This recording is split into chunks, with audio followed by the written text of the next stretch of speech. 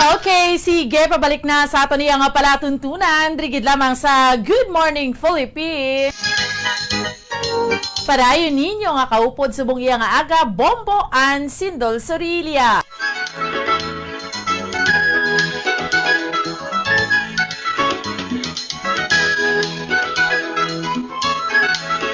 Moving on sa masunod naton iyang nga tupiko, no? Kay ginadumdum naton ini because ini siya hindi lang bugal naton diri sa may syudad sa Bacolod, sa bugos nga probinsya sa Negros Occidental apang sa bugos nga pungsod Pilipinas. Nanginbantog ini siya. Ining negrense nga filmmaker, no? Negrense nga film director, sa aton nga mga kauturan, sa aton nga mga kabombo, Sir Peque Gallaga, no? Sa tutuod nga pangalan, Maurice Ruiz de Lozoriaga Gallaga. Natawo sa itong August 25, 1943, diriya sa aton sa may syudad sa Bacolod, but unfortunately, he died last year, May 7, 2020, at the age of 76-year-old, no? Ginbugayan man sa lima ka mga kabataan, no? Ang iyang spouse nga si Ma'am Maddie, no? And sa iyang mga 5 children, no? Subong maging kaupod nato ng isa sa mga kabataan ni Sir Peque Gallaga, no? Si Sir Jubal Gallaga. And at the same time, ang nakatrabaho niya man, isa sa mga bantog na leading lights of theater diri sa aton sa province of Negros Occidental, who has worked with Sir Peque since the early days and has in fact starred in some of his movies, Sir Rene, Hinojales, no? And hambal ko na gani earlier, Sir Jubal Gallaga, the fourth of the 5 children of Sir Peque and Ma'am Maddie Gallaga, nga nakatrabaho niya man ang iya sini nga amay in his last years, no? So, i-welcome naton diri sa aton nga pagpangalagad sa Good Morning Philippines, Sir Jubal Gallaga and Sir Rene Hinojales. Maayong aga. Maayong aga. Good morning, Philippines. Good morning, Bacolod. Good morning. Good morning, Anne. Good morning, Bacolod.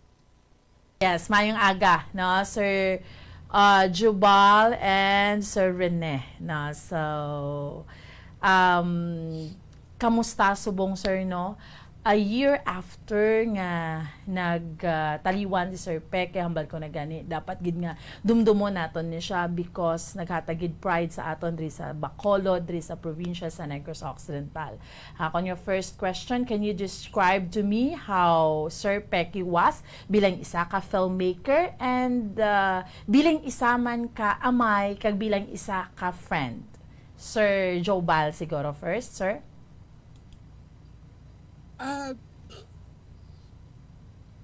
As a filmmaker, si Dad, he was revolutionary. He started the movement, and that was because he gabulig siya sa mga tao to learn filmmaking. He for like 20 years he had Negro Summer workshops, but even before and after that, kabulig siya mga tao to learn how to do film, not just film, theater.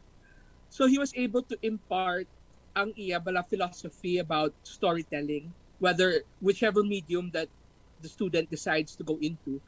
So he did, because of that, he was able to create a movement which is ang importante is ang strength ng narrative. There are a lot of directors out there, and I'm not saying that this is wrong or low, but focus nila is either creating a really beautiful picture or really clever editing. Ang focus naman ni Dad always was narrative, ang strength of the story.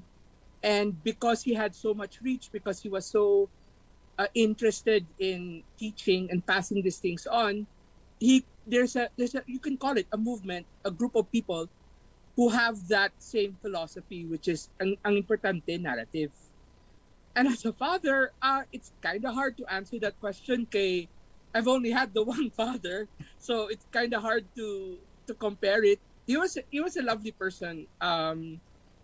Yes, he, since he went on location, sometimes he'd be gone for 6 months, depending on the movie. But Dad always had this thing na when he was home, if any of us needed to talk to him, he would talk to us. There was no such thing as me time, or where he would be like, don't bother me right now. Anytime we needed to talk to him, we knew he was available. So that's one thing as a dad, was that despite the fact that, physically he was never always there, we never felt like na, na neglected kami. Despite the fact nga layo, kung kisa may mga times na tag 6 months, hindi siya kapauli. Pero, Yeah. why nyo na feel nga? But, yeah, but remember the opposite of that also is kung wala siya project, kung kisa gani, is 2 years na aralan na siya sa balay. So, it's not like a 9-to-5 job na, your father is gone in the morning and the day he's back in the afternoon and in the evening. Si Dadya, kung kisa 6 months wala na siya, kung kisa 2 years aralan na siya sa balay. So, yeah. Bawi man. Bawi man. Bawi. All right. Makato ko sa imo, Sir Rene, no? Paano siya bilang filmmaker and paano naman siya bilang isa ka friend? I was gonna say as a father to me too. Yes. That's okay. Most of my work with Peque was actually in the theater. So ang akon nga background sa iya nga trabaho is ang akon nga pagkadako abi as a theater person, as a performing artist. Pero sang nakatrabaho ko na siya sa mga pelikula niya. Insakto to ginhambal ni Jubal kag inang ang emphasis siguro ni Direk was on storytelling. In fact, there were times nga masaling ko siya na siya, Bex, dawlain man to istorya mo sa akon sa swimming pool, ti subong ang sinid, dawlain naman ng istorya. Dawlain naman ng istorya di. And obviously, there will be changes in what you would call between pre-production and final production because of the many inputs from the different departments of the cinema industry. Pero istorya naigidya ang importante sa iya, how each scene would actually relate to the next or the one prior to, no? So amo man na ang napudyot ko sa iya siguro ang importante sa akon ang kung klaro bala ang istorya, kay kung patahom-tahom man lang sa eksena or patahom-tahom costume or production design or lighting, ano ang pulo sina kung hindi athagang istorya sa tao. So that for me was very important. Also as a fellow artist, I presume I learned a lot from that. And I'm sorry, I was going to say as a father, yes, Jubal, sorry, I'm your adopted brother. You see, growing up when I was still in grade school, ang Gallaga family na hindi lang na si Peque, no? It was a Gallaga family operation, kung daw mafia bala. You see, in LaSalle College then, there was a group called the Genesius Guild. It was a drama group nga done every summer. Naging spearhead sang isa ka brother, nga si Brother Alexis, nagpaliwan na.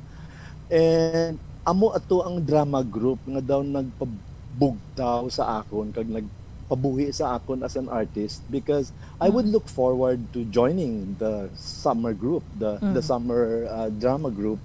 And daw dira ko bala nahanas ang akon nga, maybe even as a director myself, as a choreographer, as an actor most especially. And if to encapsulate all that, siguro dira ko nahanas ang akon nga pagiging creative. Kag si Peque ang akon nga daw idolo, nga daw ang naglaygay sa akon, nagtuytoy sa akon. So, yeah, he was a father to me in that way. So, kadamo sang natun-an ko inang dako gid nga paano ni pang kabalaslan, in other words, to him. As a friend, sir. As a friend, we parted ways when I left for Manila in 1970. And I didn't get to come back to Bacolod until 1994. So that was a good maybe pila na sorry, my mathematics is bad. Mhm. 25 years, 30 years. Anyway, so as a friend ang amon nga kontakanay sa nga time, daw medyo trabaho gid siya. He would call me and say, Rene, you want to choreograph this? You want to come out in this movie? You want to do this? So everything was like professional ang relationship. Pero beneath all that, inang professionalism rather, ang mong pagkakaibigan niya was dalom-dalom niya. Hindi na kami sometimes we would just look at each other and we would realize and understand, okay, I know what you mean. Yeah, Intindihan ay gid ka mo ya, sir. No, So, doon mo na. Ah, Intindihan ay. ang siguro ang pinaka-importante siguro maybe even for our listeners and for our viewers to learn is, you know, when you are working, when it's your first time, it's your first salta in the industry, Peque gave me the freedom to explore and express myself. Although at my back or even on my side, kabalo kong aras, magtuy-tuy, maglaygay sa akon, pero wala gid ba siya ng hilabot. Kumbaga, inang maistoryahanay kami sa beginning, and then he would explain to me, ako ning gusto ko ha, okay?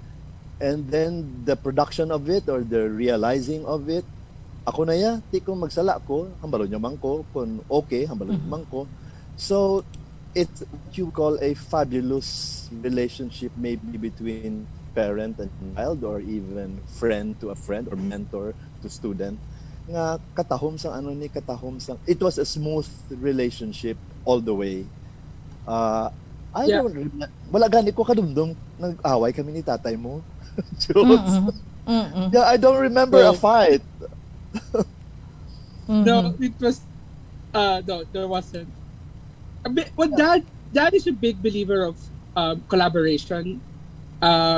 He has a really respeto siya sa mga tao bala who when he knows that these people know what they're doing. These are professionals, these are artists. He's not gonna fight about credit. He's not gonna fight about kung sino ang who's gonna get the acknowledgement. He was a big believer in collaboration, which is why out of all of the creative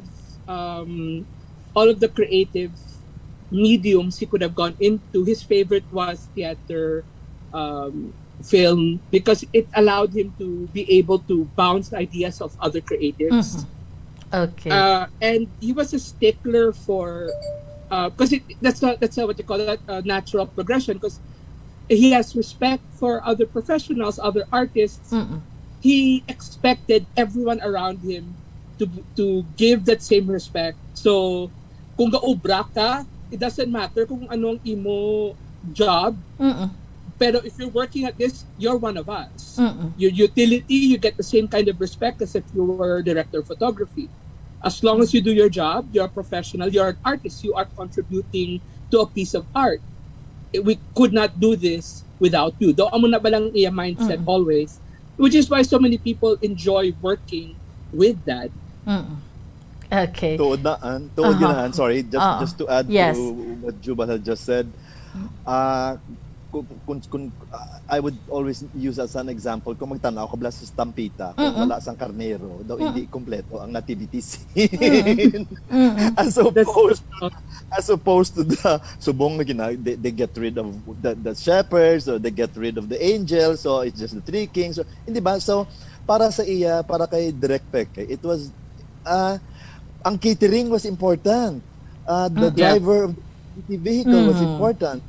So tanang na tao may parte. Yeah, everyone got to eat. Everyone got paid. The catering, what he ate is what the other people, whatever the crew ate is what he ate. He did not have like a special meal just for him. So the catering was really good. All right. So to what can we attribute the talents of Direk Peque? Was he born with them, or did he grow up in a special environment that developed this amuni nga talent? Being a film director, hindi amuni alawag-lahog, syempre talent mo gid. At the same time, being a multi-awarded nga film director, grabe, no? So, Sir Jubal. Okay. All right. That's difficult to answer Yeah. because we're going into territory like skill and talent. Like where does one end, one begin? Dad was always interested in the arts, even as a kid. He used to be an altar boy because his family was very religious.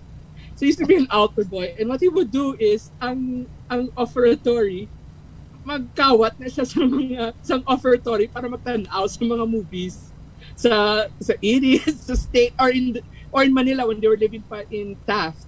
There was a cinema there. He would go and watch, and he would skip class to watch movies. He loved movies. He did grow up in an artistic family. It's a mestizo family, so they did.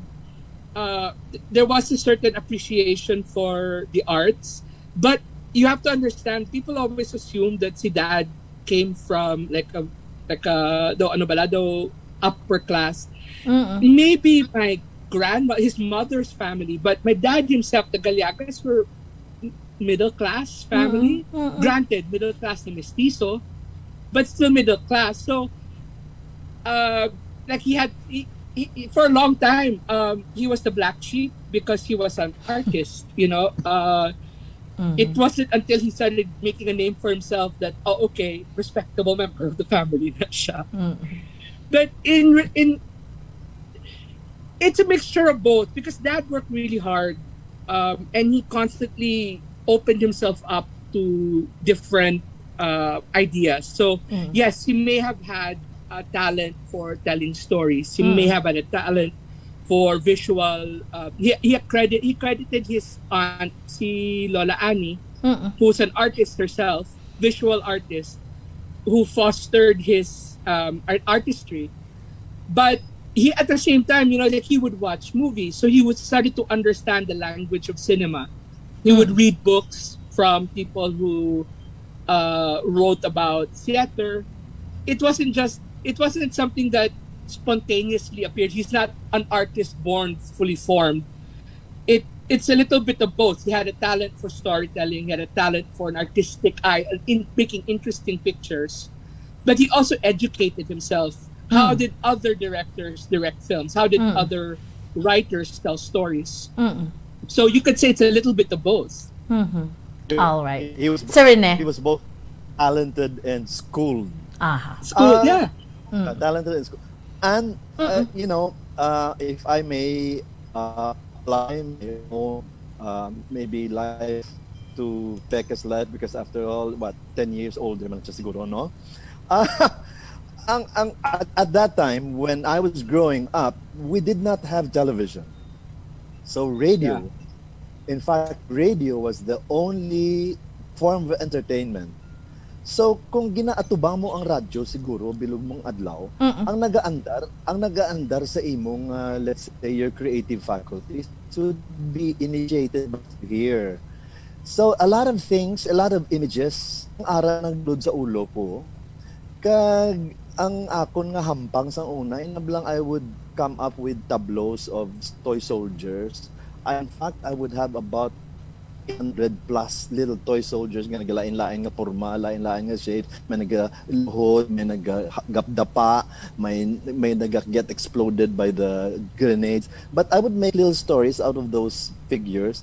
So my imagination was inang kwan gidjayagin daging paandar gidya sang ginatawag nga lack of other media.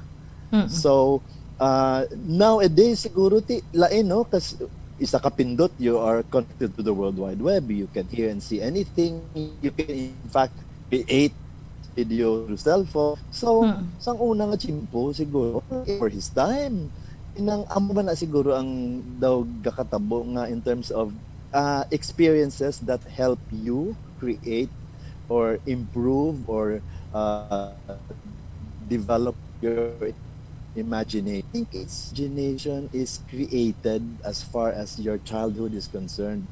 You must remember Peque, wasn't he a creative director first of all of an advertising agency? Yeah. So if he was creative director, the ad agency will not hire you if you have nothing in to contribute those Yeah. wonderful, beautiful, effective ads, di ba, la?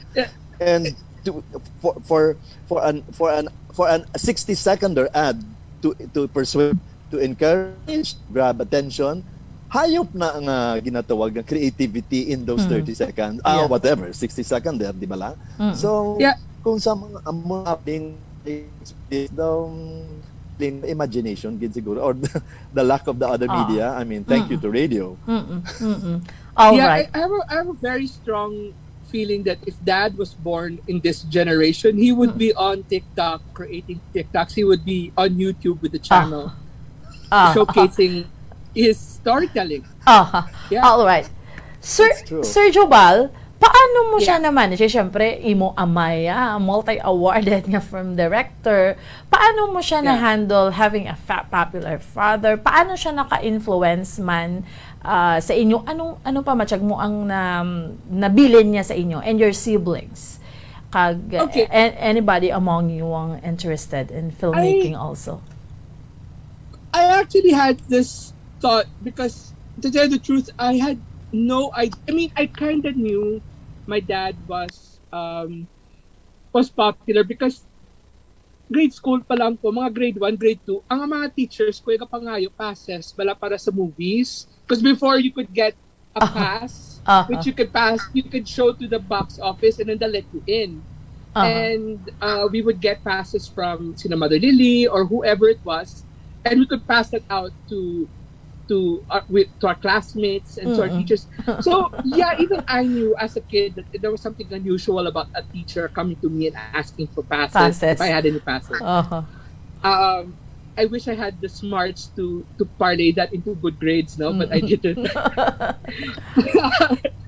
But it wasn't until I was in college, because I actually studied for about a year in UP Cebu. And it was there that I realized na, I grew up in Manila, so I have that Manila-centric where you think that the Philippines is Manila and the Manila is the Philippines. When I went to Cebu, I realized just how, the Philippines is more than just Manila.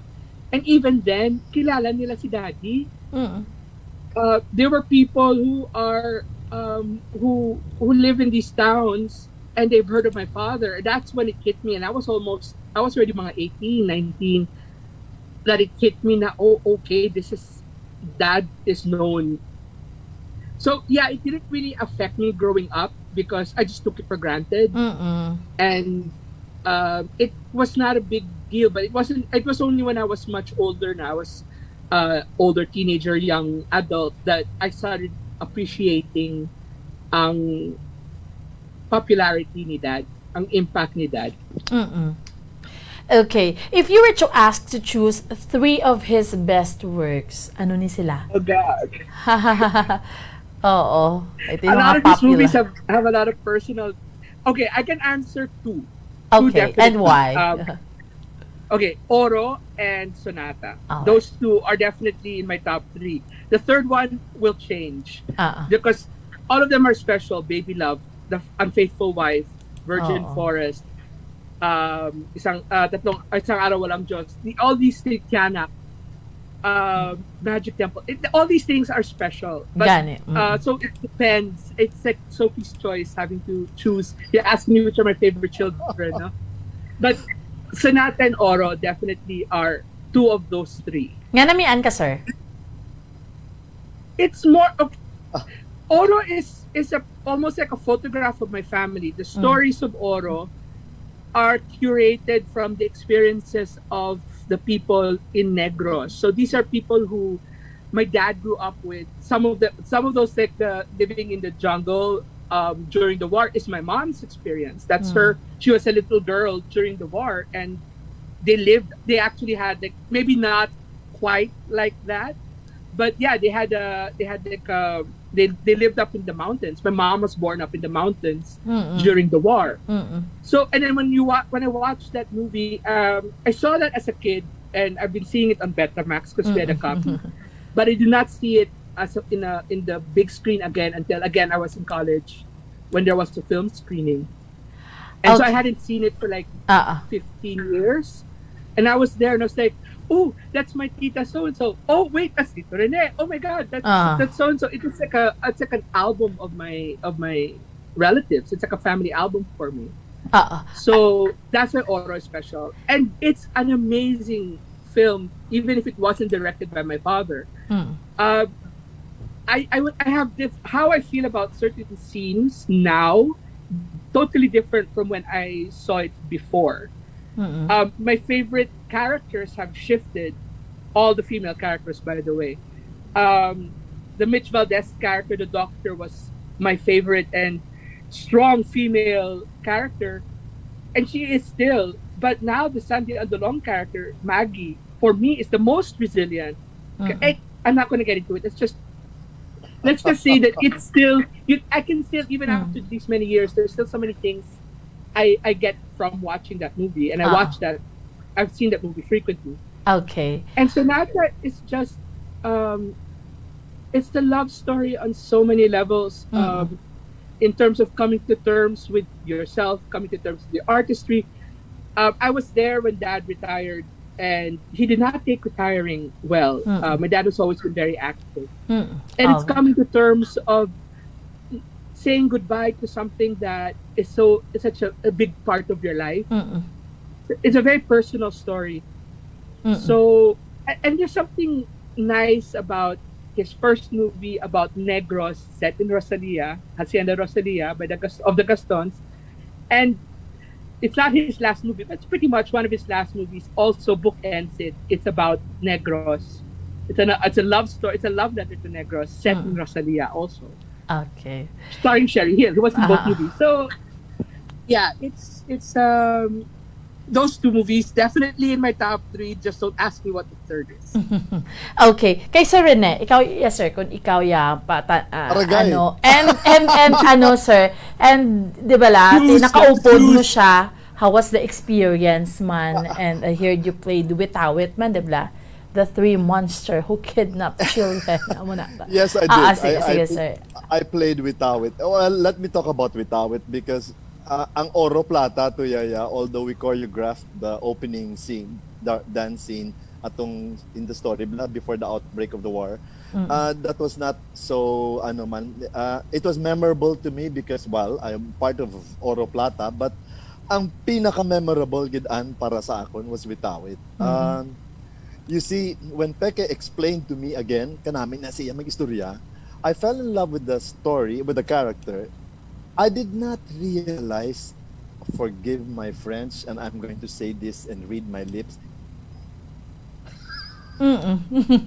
Grabe nga experience, because first of all, makeup alone. Bombo Anthony. Okay? Makeup alone. Prosthetics to mo. So, I underwent about a 4-hour makeup of prosthetics, and gasugod pa lang to si Benny Batoktoy to explore his craft. You know how they place it on is they put this adhesive daw ginabutang blasang ngipon para sa dentures para maghurma ang imong ngipon. So it's like this rubber mask, and all I had were 2 straws, huge straws, daw sago para sa sagong straw on my nostrils. And as they layered it on and it started to harden, I could also feel my breathing being affected.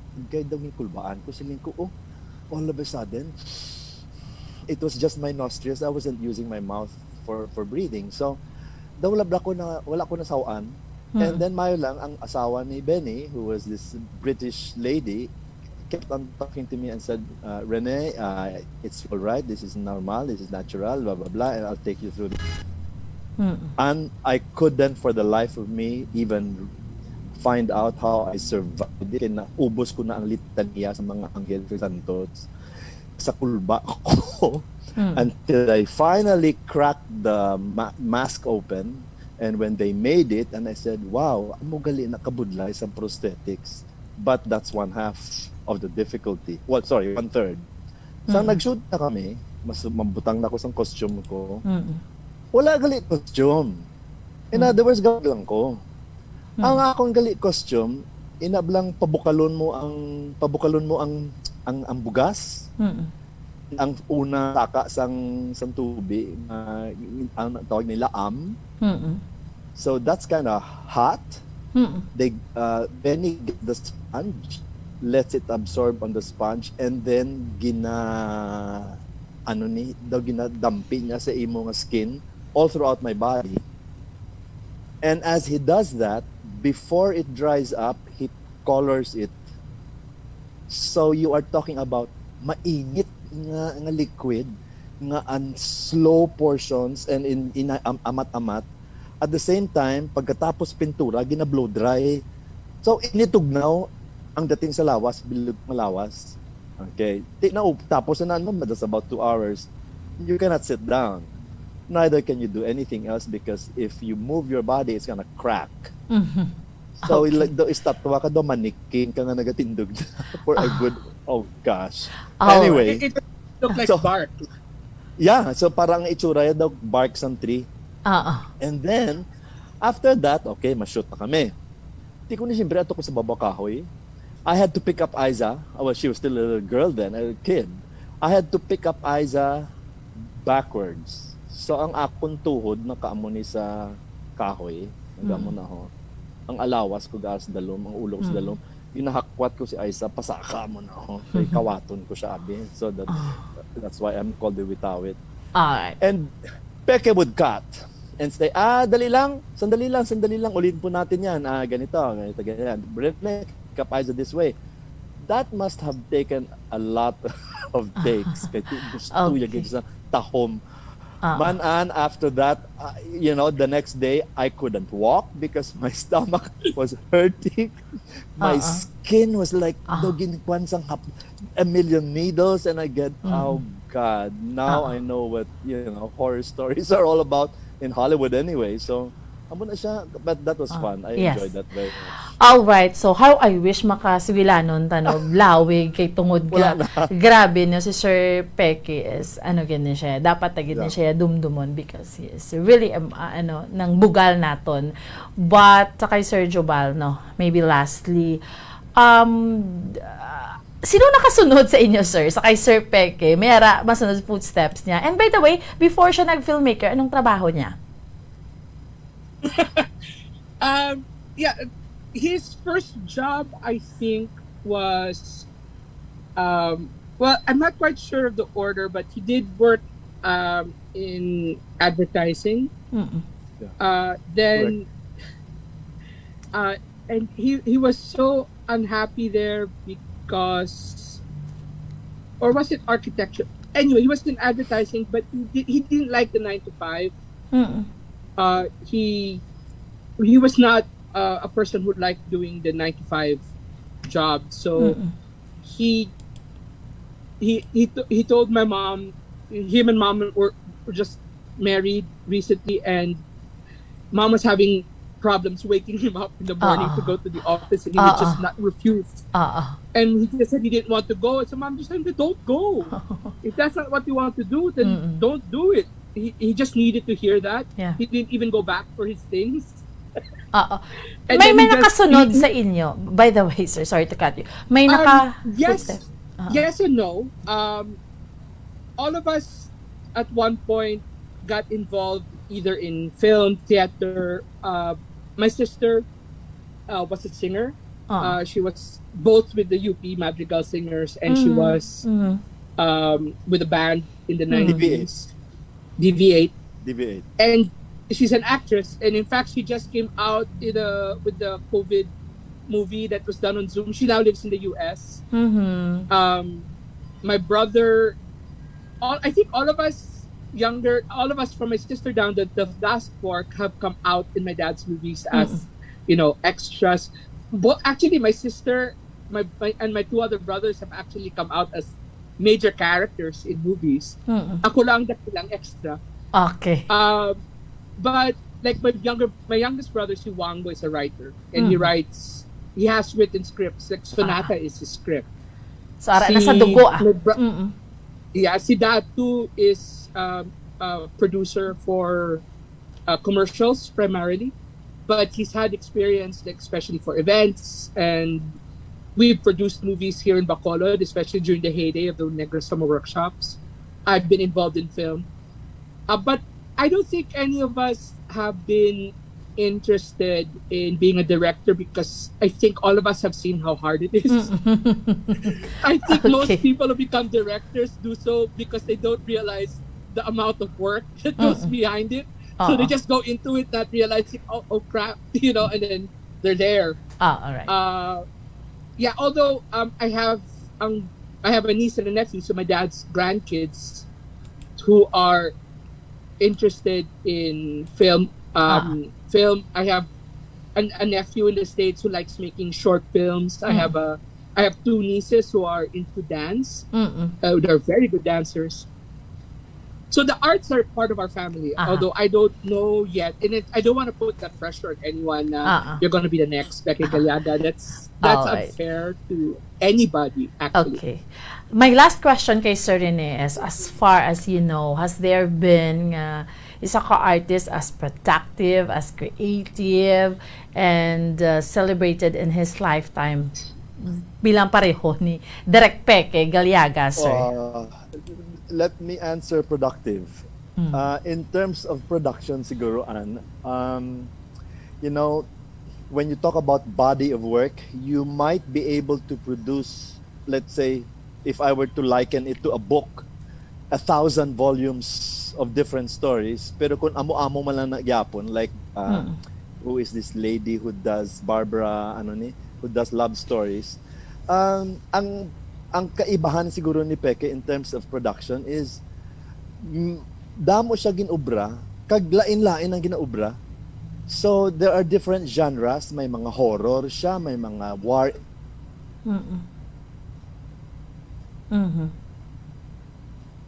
All right. Sige. So Rene. Wala na. Okay. Sige. No. Sir Jubal? Alright, sige. So, na-cut kita. Pero sa aton yung mga kauturan, sa aton yung mga kabombo, no? Thank you so much, Gid, sa aton nga mga bisita, no? Sa bunga Domingo, Sir Rene Hinojales, and Sir Jubal Gallaga, no? Ang bata ni Direk Peque Gallaga. Because nabal ko na gani, no? Sa aton yung mga kauturan, sa aton yung mga kabombo, death anniversary, and do ka nami manya bala nga handurawon mo kag dumdumon mo ang isa iya makabenan ka ano ni gani pagtawag man ang isa ka film director nga multi-awarded, isa ka negrense, isa ka bakulod nun nga bugal gid naton, and that is Direk Peque Gallaga.